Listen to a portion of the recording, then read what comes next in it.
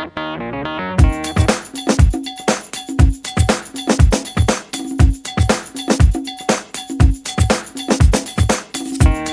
the character,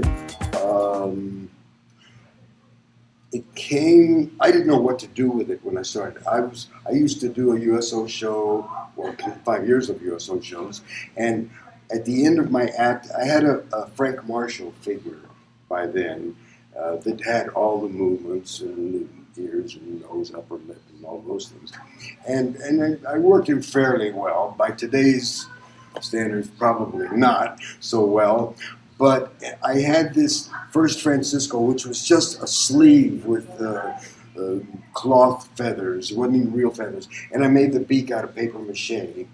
And I would put him in, we'd do a bit, that cucaracha thing, and then I'd put him in the cage, and I would play Malagueña, which is the only Spanish song that the general public knew. So I would play that. And I broke a string one day, playing it in a show, and I didn't know what to do. And there's that 2 seconds of silence, which is a lifetime on stage, when you're lost.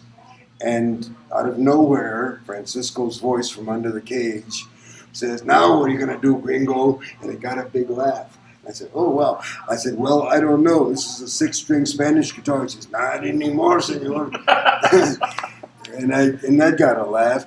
And so that's kind of how that whole bit of him talking from under the cage and interrupting my guitar playing.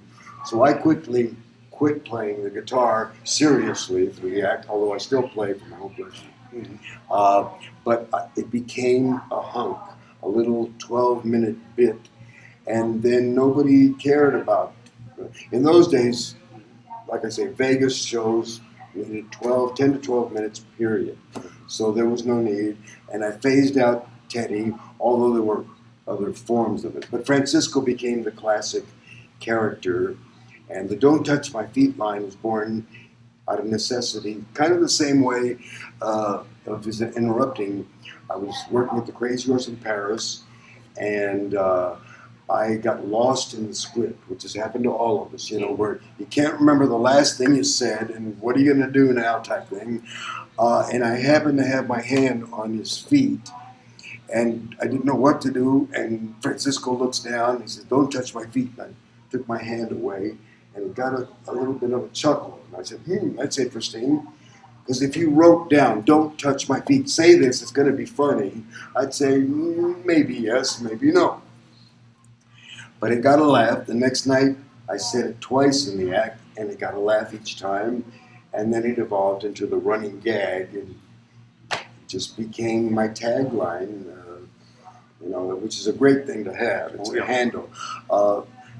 Most folks didn't remember my name or Francisco's. They called him Fernando or Francesco or a lot of things. They remembered Susie Cockroach or "Don't Touch My Feet."